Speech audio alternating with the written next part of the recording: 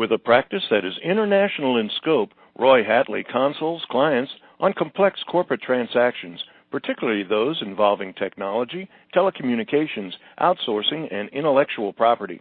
Roy was recently named one of America's most influential lawyers for 2013 and was named a 2012 Cybersecurity Visionary by BE Engineering magazine. Greetings, everyone. It's Tuesday, February 18, 2014, and this is Tech Talk with Technology Association of Georgia President Tino Mantella. I'm your guest host, Frank Baia. Up to the Tech Talk, the upcoming cyber simulation event on February the 25th. The Tech Talk goes direct to the chairman of TAG's Information Security Society, Roy E. Hadley, Jr., to learn more about the current state of cybersecurity in America. Are we ahead of the world or behind? And why is it relevant for every business to learn more?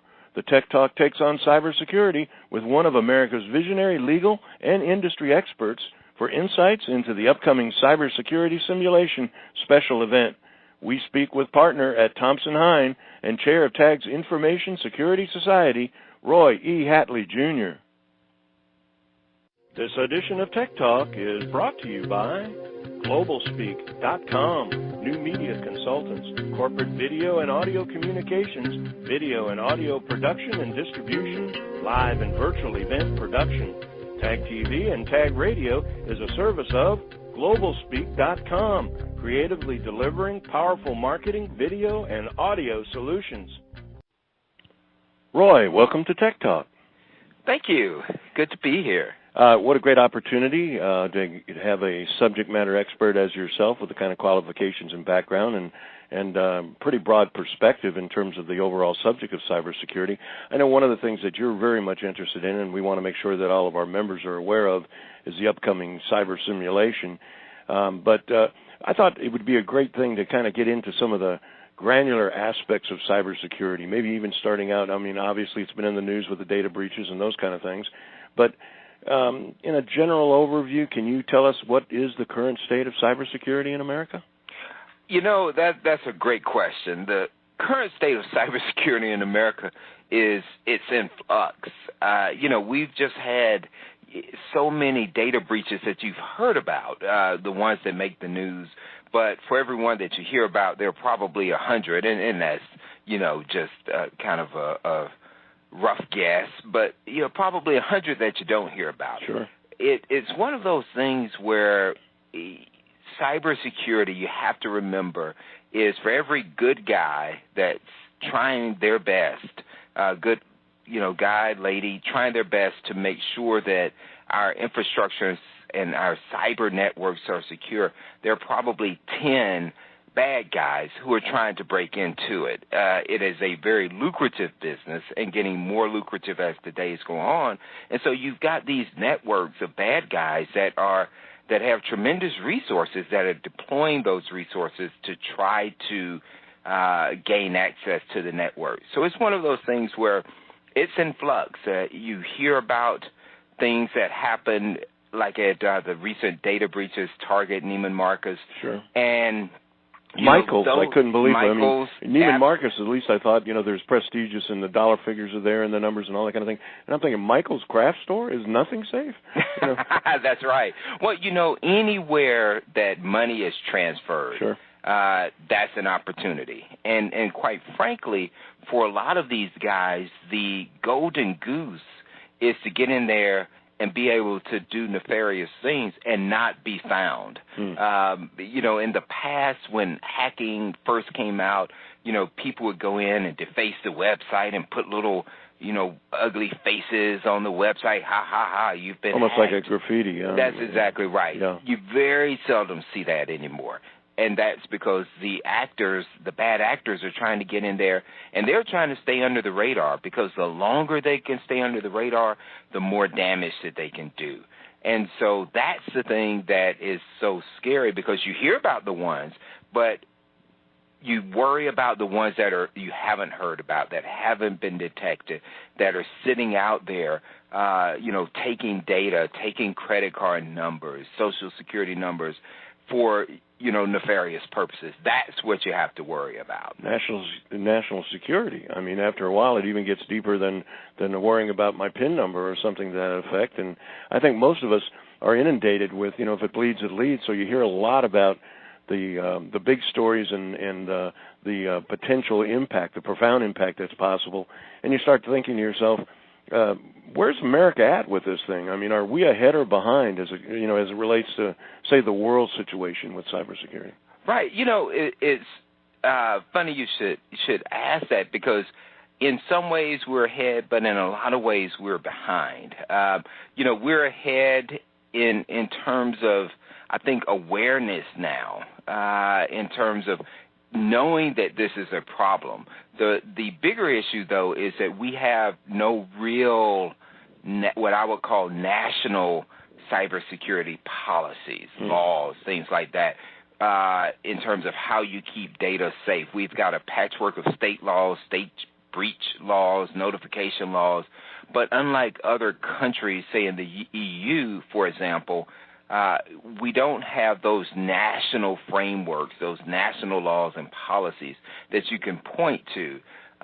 You mentioned one thing about it going beyond your PIN, and one thing that really just struck me, and it happened a few years ago, and that was the Stuxnet virus. And that was the one that was able to allegedly bring down the centrifuges in Iran, right, and the nuclear program. And that's where, you had a virus that was specifically created that targeted a specific piece of machinery that was able to be delivered across the Internet, hit those machines, and cause them to spin out of control and burn up.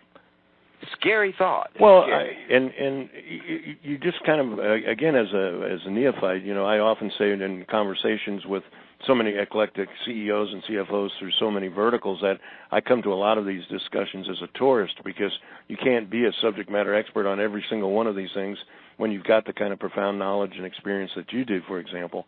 And I guess really where I'm headed is that, we know about cognitive computing. We know about the digital economy. We're already there with clouds, and we're already there with predictive analytics and all of the data exchanges that are happening. I mean, one would begin to think, how does business operate in an environment like this, and where is it going to go in terms of how relevant is it to being successful or not in business? Well, right now the losses have been small enough, relatively speaking, to be absorbed by the banks and by businesses and kind of the commerce network, I'll just call it.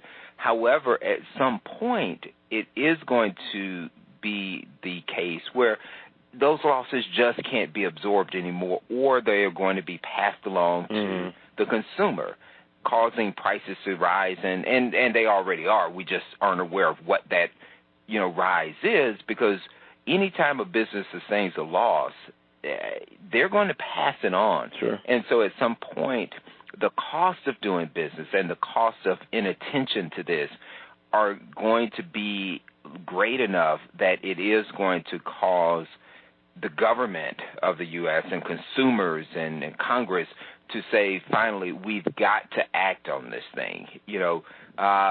We look at the national security aspects of it, and that will always get Congress and the government to act. But it's going to impact the economy as a whole at some point.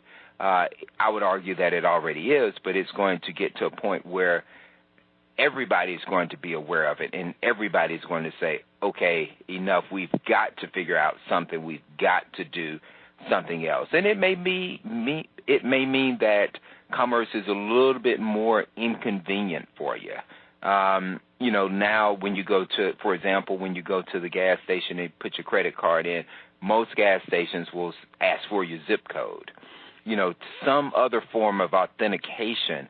I think at some point we're going to see that, where you may even have 2 or 3 authentication methods that are required in order to do an electronic, do something electronically in the commerce area. That's going to be inconvenient for people, but we're going to have to weigh that convenience or inconvenience versus the cost of not doing something. And I think that day is rapidly approaching. Now, obviously, one of the things that's happening, we just briefly mentioned about the digitalization of the economy and the fact that so many things now are being done wireless and high speed and apps and clouds and all of those kind of things. Mm-hmm. One of the things that we hear a lot about is self-directed healthcare, where the individual is more and more and more and more in control of their own information and their own data. You've commented a little bit about how this is going to impact business. What about the individual? Well, the individual, the problem with healthcare right now is kind of like commerce, and that is that people in some ways are either immune to the risk or unaware of the risk. Because but in healthcare, I would argue that it's going to be more of a problem, because it's one thing for you to steal my PIN or my credit card number and something is charged on an account, but I get that money back. That's one thing. But if you lose your healthcare information, potentially actors can take that information and, again, not necessarily to become you, but they could actually change it. There have been instances where, there was a brand-name research hospital that had some of their cancer diagnoses stolen and changed. And so if you think about the implications of your diagnoses and it being changed such that if something is benign and it's changed to malignant, really? I'm sorry, or vice versa, think about the ramifications of that, of how that could impact your health and your life and your well-being. Totally different level than just taking your credit card information. Evil exists, even at high speed. Absolutely, absolutely. And so it's one of those things where I think people, when those things start becoming more prevalent and more well-known and hit the media, that's when you're going to see kind of the populace rising up and saying, okay, we've got to figure out something, and also saying, okay, I'm willing to be a little bit more inconvenienced to make these things happen. Now, one of the things that, from my past experience, everybody is collaborating. I often say that everything is the same, only different as you go across each of these verticals. What we talked about earlier, healthcare or logistics or whatever they are, mm-hmm. They're all being impacted by supercomputers and machines that talk to each other and cognitive computing and all that kind of thing.